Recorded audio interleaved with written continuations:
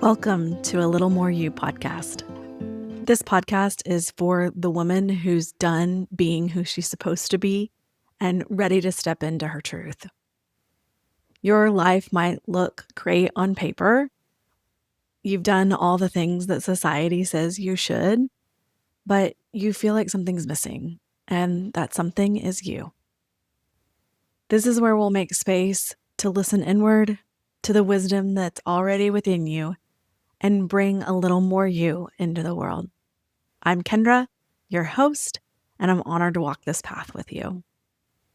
Our topic for today is chasing happiness. We're going to talk about why in the heck do we even chase it in the first place? What are we chasing? Like, take a moment to just pause and witness what it is we're chasing. And then we'll talk a little bit about why do we keep chasing the things that we do when most of the time they don't bring us real, true happiness. And then we'll talk about what happens over time when we continue to abandon our own truth for the things that everybody else says will make us happy. And at the end, we'll talk about how to cultivate true happiness in your life. So I'll give you some tips and some ideas to think about how you can actually cultivate happiness in your life. So before we get started on this topic, I do want to say I am recording this podcast about happiness during a time when the world feels a little bit chaotic and it feels almost weird to talk about happiness at the same time. But my belief is that in order for us to make change in the world, we have to be rooted in our own truth. We have to create lives where we are able to live from a place of happiness so that we can then exude love, joy out into the world. So that's why I'm doing this podcast today, because I do think it's absolutely relevant to our current world, our current environment, is that if we can get ourselves rooted in our own happiness and our own truths, then we're able then to go share out to the world in a way that we really couldn't do if we don't ground ourselves and recenter ourselves in this first. Let's start off with why we chase happiness. Everyone seems to be chasing something these days, right? We are all desperately trying to find the next thing that's going to make us happy. How often do you say to yourself, I'll be happy when, or if I could only have what she has, then I'd be happy. Whatever it is that you're jealous of out in the world, the partner, the house, the job, the accomplishment, whatever it might be. But why is that? Why are we constantly striving to feel this feeling of happiness? I want to take us back in history for just a minute, back to good old 1176 when our Declaration of Independence was signed, and we had this little saying that our good friend Thomas Jefferson added in, which is the life, liberty, and the pursuit of happiness. So since that moment, we as a culture, as an American culture, have been rooted in this belief that happiness is something to be pursued and not something that you have right now. And that's evident in things like happiness indexes, where the US is ranked lower than the global average at 68% happy. We are the 21st among the countries studied. So we are absolutely not the happiest culture in the world. And I think that is somewhat connected to the original intent written into this statement, because it assumes that happiness is something to be achieved. It's something that's in the distant future. It's something you have to go out and get, and it can't just be and reside right here within you. I would love to know if that resonates for you. Let me know in the comments if this is something that you feel in your everyday life. Now, I know one statement from years ago doesn't necessarily directly correlate to our lives today, but it kind of does, because it set the foundation for our culture throughout history. And what I mean by that is it set a cultural norm. And what psychology says a cultural norm is any rule or value or standard that delineates an accepted or appropriate behavior for a culture. It is accepted in our culture that you should have to strive for happiness. These are rules that are put in place, whether stated or unstated. This one was stated, but sometimes in our daily life, it can feel unstated that there's this underlying current that you have to strive for happiness. You have to go get something in order to be happy. That might be kind of an underlying undercurrent, understated thing in your life. This idea of the pursuit of happiness is just one example of cultural norms. There are more than we're going to talk about today, but they're everywhere. They're everywhere. They show up in our families of origin. They show up in our educational systems, our religious systems, spiritual spaces, work environments. They're everywhere. Today, we're going to specifically hone in on this idea of the pursuit of happiness, because I think it's really important for us to strip away this idea of pursuit and find some contentment and happiness in our lives, in our daily experiences. And that's because these cultural norms influence and set the expectations around what we believe, and what we believe directly impacts. This is a behavior chain conversation. It is the start of your behavior change, directly impacts how you behave in the world, how you show up in the world. So if you have a belief that chasing happiness is the truth, then you will go out and behave in a way that is in line with that belief. We've established here at this point in the podcast that the pursuit of happiness is a cultural norm. How does that particular cultural norm impact us? Let's talk about it.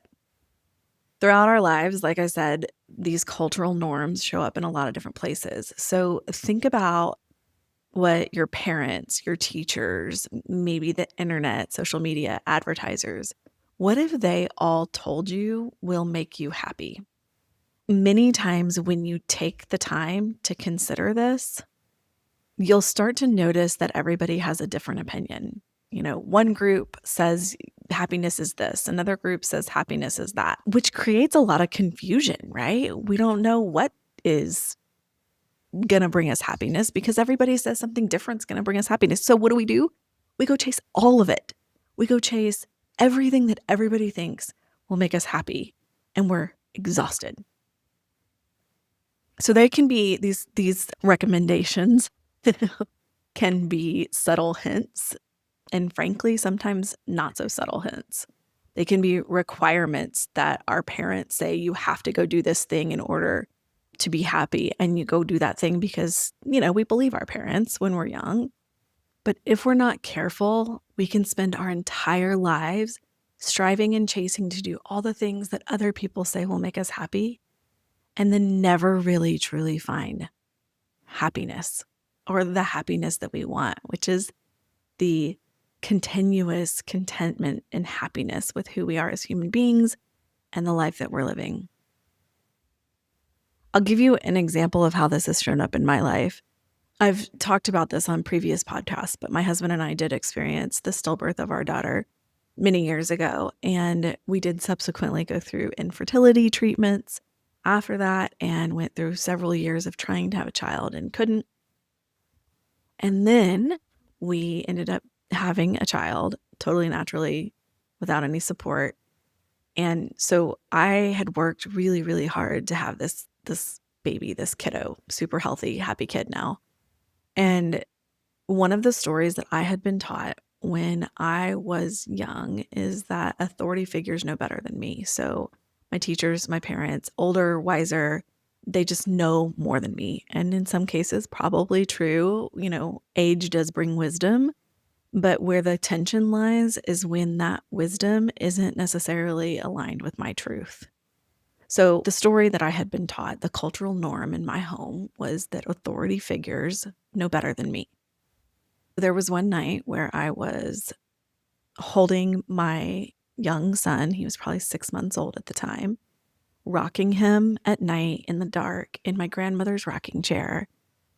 And the story in my head was a recent conversation we had had with his doctor, who said, just in her, list of things to go through at the time was, yes, just start putting him in his bed when he feels drowsy so he can learn to cope and self-soothe and go to sleep on his own. And we did that a lot, but that particular night, I didn't want to. I wanted to hold my son until he fell asleep and then put him in his bed. And yet the cultural norm that was running through my head and the story that was in my mind was this conversation with an authority figure saying, you need to put him down. And as I reconciled that in my mind, just tears came down my face, big sobbing tears, because there was so much tension in my own body about what I should do because I really wanted to hold my body. And yet the cultural norm and the story that was rolling through my head was, you really need to put him down so he can learn to self-soothe. I did not do that. I chose to go with my truth because in that moment, that's what I needed. That's what my son needed. That's what we needed. I let go of the cultural norm in order to do and behave in a way that felt aligned with my truth, which again brings me back to my happiness.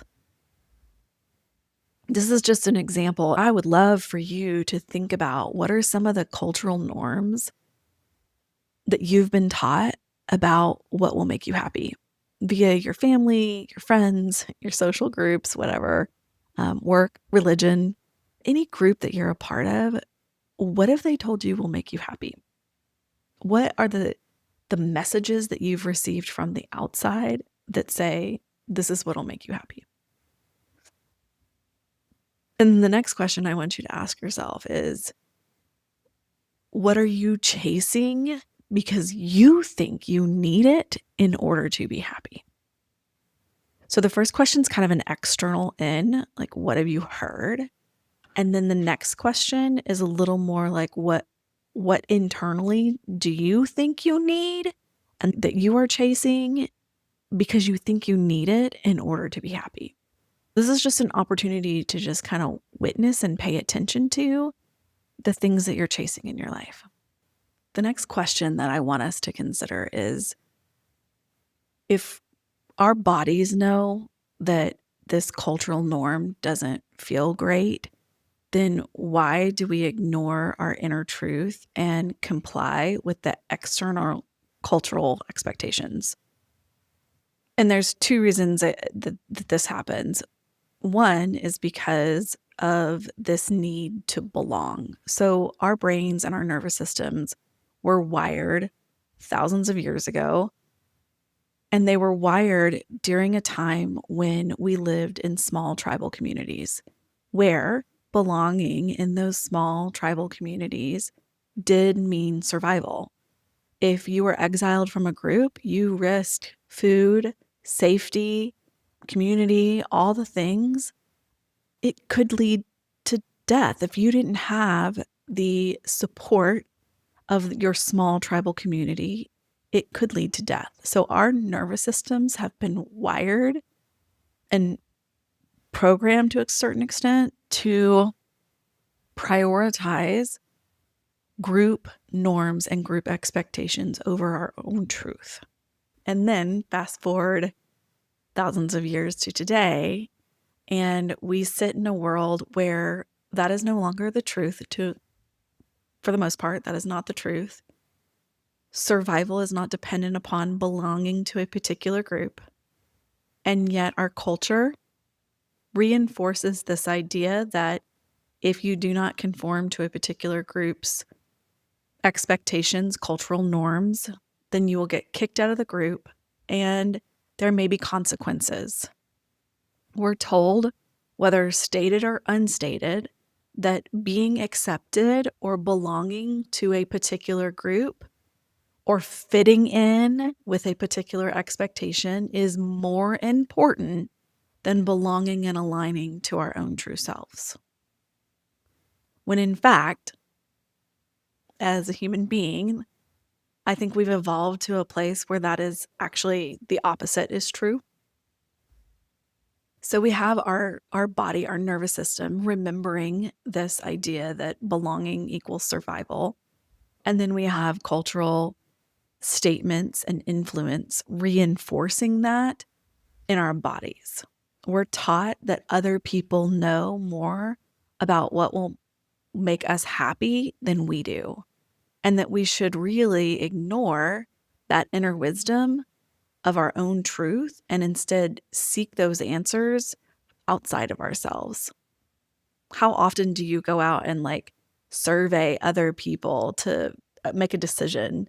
What should I do? What should I do? Asking them their opinions. And you get, 9 different answers and you're like, I still don't know what to do. So many of us keep chasing these ideas of what everybody else says will make us happy. Our bodies and culture reinforce the idea that it's just easier for us to adhere to the cultural norms. So I'll give you another example of my life and story. After my daughter was stillborn, this was before we had my son, I was asked to participate in a event at work. We were all coming together as a team to go out and do some community service. And when the email came to me that said we were going to be doing, I'm going to get emotional about it, that we were going to be doing our community service in a graveyard, I had a full body reaction to that expectation. And I was brave and had a conversation with my boss and said, this really feels uncomfortable for me. I really don't want to do this activity with the group. And this was a trip that I was flying to another state. So it's not like I could just be like, hey, I'm just not going to show up because we're all staying in the hotel. We're all together all day long. And then we were going to do this as part of our day. So it wasn't a situation where I could just be like, oh, I'm busy, can't go. And so I raised my concerns to my boss. And unfortunately, the response was, well, can you just reframe it? Can you just think of it differently? This is helping out. It was a veteran cemetery, so certainly good cause, certainly good community service.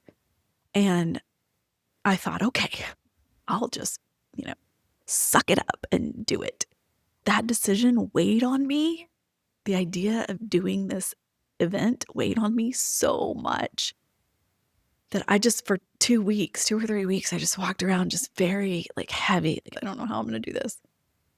And the day before I left for my trip, my in-laws were in town and my father-in-law just looked at me and he was like, why don't you just call the cemetery and make a change? Like men do. Like, why can't you just take responsibility for your own situation and make a different decision? And it never occurred to me to do that. And I thought, oh, no. My boss said I should really just suck it up. I got to figure it out. And I was sitting at the airport waiting to get on my flight. And I was like, you know what? No. I emailed the cemetery and I was just like, hey, here's the situation. My team is coming out. They're doing this work. And I'm not talking like working on flowers they were like digging up tombstones and like resetting them, like working on the gravesite. And so I explained to them that this felt really uncomfortable for me and that I would be very appreciative if there was another way that I could support without doing that work. And they responded almost immediately, like by the time my flight landed, with absolutely not a problem. And I cannot tell you the amount of relief I felt. I was like, yay, wonderful. I just advocated for myself. And then I didn't tell my boss. I'm riding in the car with my boss on the way to the cemetery. And we get to the cemetery and I tell my boss, I contacted the cemetery and I'm going to be doing something else. I'll stay here for, the initial prayer, reflection, whatever we do at the beginning, but I will be going and doing different work. I will still be supporting. I just won't be doing this. And then I walked up to the cemetery. I stayed with my team, but none of the staff from the cemetery said anything to me right away.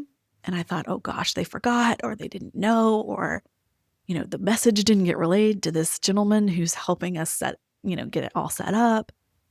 And my heart rate started going through the roof and I'm like, I can do this. I can do this. I can do this. Even though I reached out and even though they said that I was going to be able to do something different, they've forgotten and I'm going to be okay. And I'm going to do this work and I'm going to figure it out. And full body experience again. And when we closed the reflection and my team began to kind of scatter out, the gentleman looked at me and said, are you Kendra? I understand you'd like to do some different work. This lady right here with the truck will be taking you to go do something else. And I'm not kidding, y'all. I walked away and I had the biggest, deepest, like, release of, and I cried sobs on my way to the truck because I didn't want to do that work. It didn't align to me. And I was so grateful and thankful that somebody remembered and I didn't have to say anything in the moment.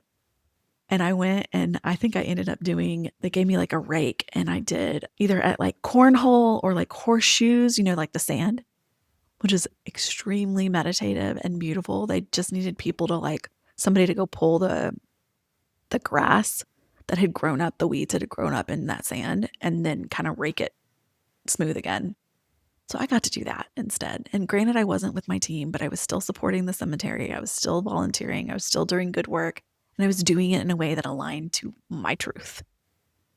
So I would love for you to think about what areas of your life or specific situations are you conforming to cultural or societal expectations when it doesn't feel right for you. There's really no need to change anything right now. If you're not in a place where you're ready to do that, the first step is really just witnessing where you might have some misalignment. But then ask yourself, is there an opportunity for me to make any changes? Now, I do just want to pause right here and say that there's nothing wrong with cultural norms. Cultural norms are actually quite valuable when you think about the continuation of cultures over time and over history. What is concerning or challenging is when that cultural norm, like my graveyard situation, isn't alignment with an individual's true self. And yet that individual, like myself, was either forced to or strongly influenced to conform to that group expectation. That's where the tension lies. When you continuously abandon yourself in lieu of those cultural norms, your mind and body feel it. And when you do that over the course of your lifetime, you end up overriding your own knowing so many times that eventually you stop being able to hear it. And sometimes I think that maybe our culture, that was kind of the point, but that's a sidebar conversation. When your body is telling you to rest, but culture tells you to push through, or your soul says this is not the direction you need to go, but you do it anyway because the cultural script says, stay here, perform, be grateful that your life is the way that it is because it could be worse. And that gap between knowing what we want to be true and how you're actually living, that's actually called cognitive dissonance. It actually has a name in psychology, so I'm not making this stuff up. When you're in that state for a long period of time, a state where your inner wisdom knows this isn't the right thing for you, and yet you stay there because of cultural norms and societal expectations, it ends up becoming a chronic state. And that has implications across all areas of your life. Mentally, you may start to feel anxiety. That happened to me. Depression, brain fog, decision fatigue, because you have 900 people telling you what'll make you happy, and yet you can't figure it out because they're all different opinions. You lose trust in your own judgment because you've overridden it so many times. You don't have the self-trust anymore to make a decision from your own internal wisdom. You start to outsource all your decisions. This goes back to that, asking all your friends and getting all that feedback, but none of it is clear. Physically, when you're experiencing cognitive dissonance, when you want to do one thing, you want to go one way, it is your truth, and yet you do the opposite. You are in a sympathetic state from a nervous system's perspective. And when you do that over and over and over again, your body can go into high inflammation, chronic fatigue, gut issues, hormonal disturbances, insomnia. The body keeps the score. There's actually a book called The Body Keeps the Score. It is true that our bodies can feel that tension. And every time you abandon yourself, your body doesn't necessarily just forget because your mind has rationalized it for you. The body remembers. it remembers that tension. Spiritually, you might feel a little bit empty, a little hollow maybe, because there's something missing in your life, and that something is you. You've been so busy performing the version of yourself that gets the approval or the accolades that the actual you hasn't necessarily been consulted or connected with in maybe years. And so you feel this sense of emptiness. Relationally, you might start to attract people who also don't see you because you don't see you, because we have these mirror neurons, like attracts like. And so if you're not recognizing your own true self, other people aren't going to be able to recognize it either. You're going to attract other people who leave you feeling unseen. So this self-abandonment isn't just a bad habit. It's a full system collapse designed as, I got it all together. I am winning at life. And yet internally, you're really struggling. So here's a quick little self-reflection for you. Imagine yourself in those environments, not the story of them, but just the weight of them. Like, where does that tension show up in your body? What are you battling against mentally, physically, emotionally, spiritually, relationally? That might be an indicator of where you have some misalignment with your soul's desires. Maybe notice how long you've been holding on to that tension. Notice what thoughts or sensations come up, what emotions come up when you take a moment to witness that.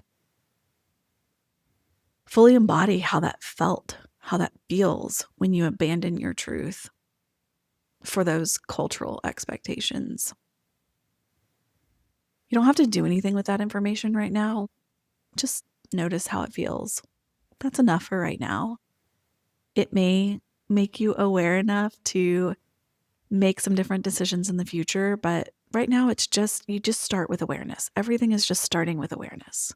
The last topic that we'll talk about today is, okay, if we know all these things about all the things we've been chasing and that maybe they're not aligned with who we are or who we want to be, how do we start cultivating happiness?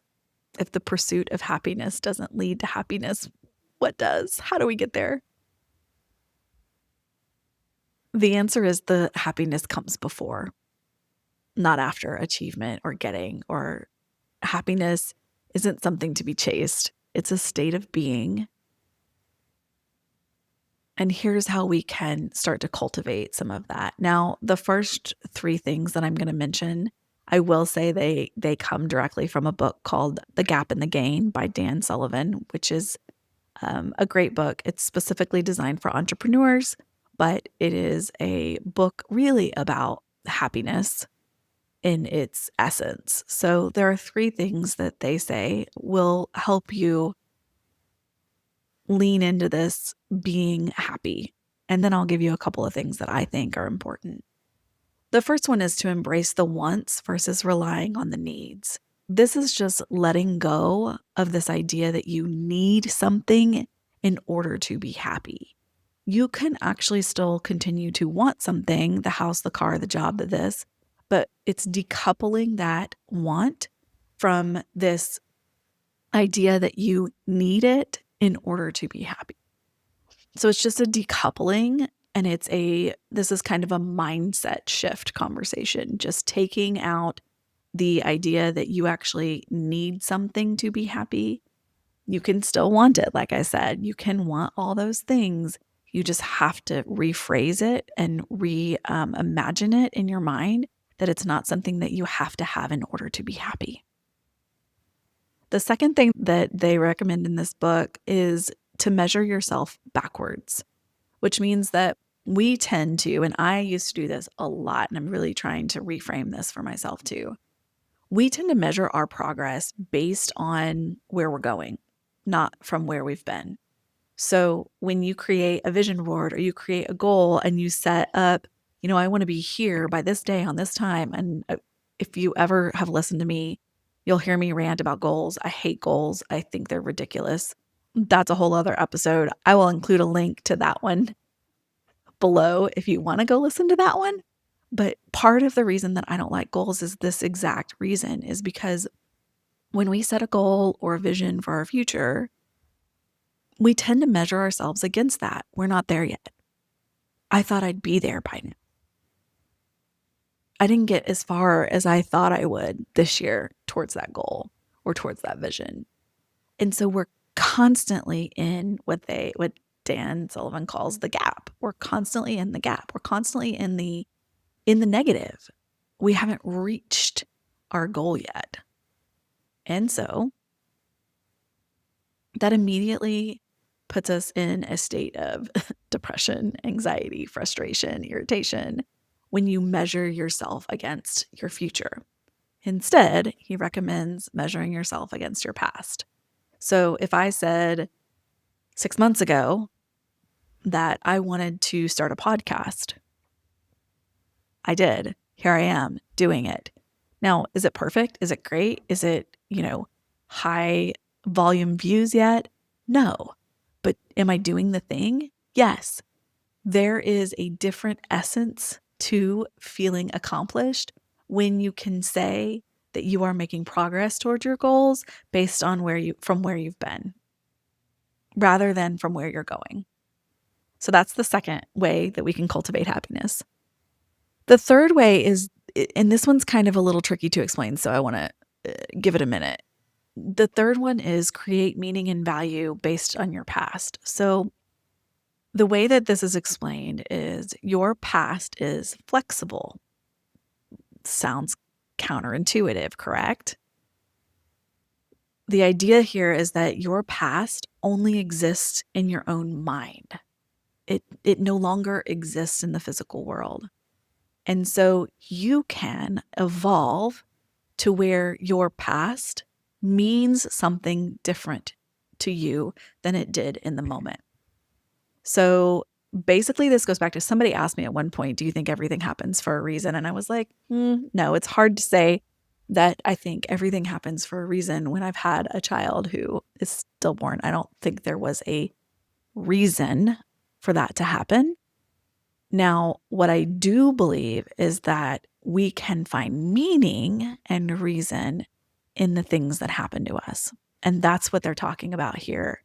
When you're talking about your past is flexible, they're talking about finding meaning and reason in the things that have happened to you and the experiences that you've had in life. That if you can do that, it leads to more happiness. So those are 3 things that Dan Sullivan recommends, but there are 2 things that I would add. One of them is what I call soul-led living. Soul-led living is when you begin to make yourself the reference point rather than measuring yourself against something external.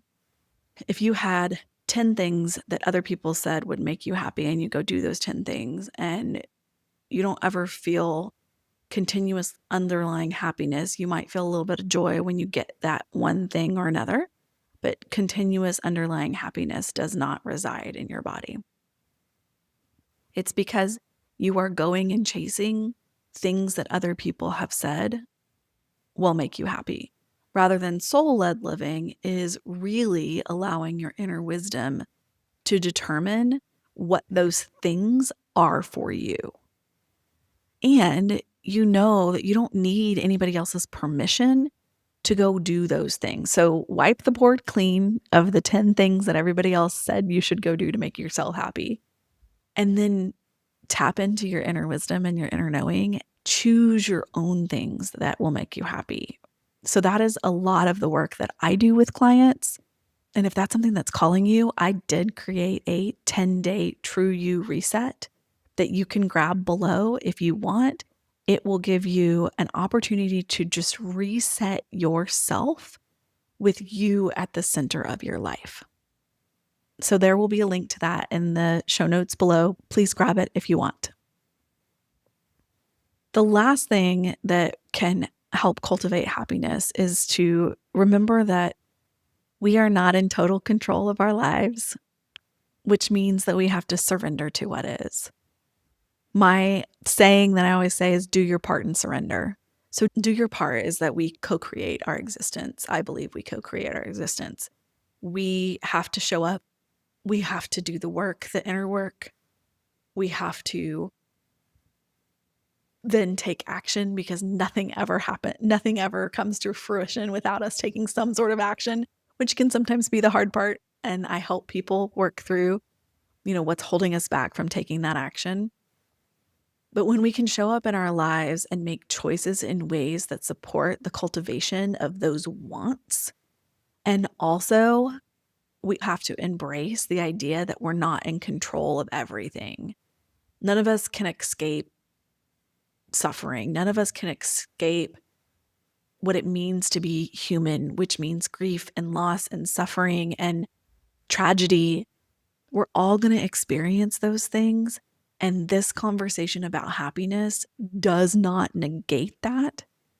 It is how do we live through those experiences, live in those experiences, be with those experiences, and continue to have an underlying sense of what it means to be happy in this lifetime on this earth. Because what's the point of being here if we can't truly live happy lives? What's the point? So there are things we cannot change in life. There are things we have to embrace. I absolutely understand life isn't going to be happy, beautiful butterflies all the time. I know that more than most. But what I do know is that there is this continuous opportunity to return to what does it mean to live true to yourself and happy in this lifetime. So if there's only one thing that you take away from this podcast today, I want you to take this. You have permission and you can say goodbye to all of those things that everyone else said would make you happy. You can make different choices and you can take action to build a life that's fully aligned with your true self. And when you do, you will be able to spread love and joy and happiness into the world in ways you never thought you could. We're constantly influenced by the world around us. And this episode is really here to just open your eyes and your heart to witnessing how your external world has influenced you and understand what it means to be happy during this one precious life. You can certainly continue to chase the world's version of happiness. That's your choice. I'm not saying you have to stop. And in some areas of your life, you may continue to chase those things. And it's okay because we approach these changes in our lives when the timing is right. And we can't do it all at once. So find an area you feel like you're ready to make some change in, or that's calling you to make some changes in, and start there. I will say this, that if you continue to choose to stay in alignment with the world's version of happiness, you will spend your whole life chasing things and never really truly feel happy. If you want more guidance, certainly follow this podcast, subscribe, and I'll continue to show you steps to release yourself from the vices of these world's expectations and really begin to step into your truth and build a life where you feel happy. As always, when I wrap up this podcast, notice what resonates with you, what felt true for you, if anything, and let that guide you forward. Until next time, may your days be guided by your inner wisdom and filled with a little more you.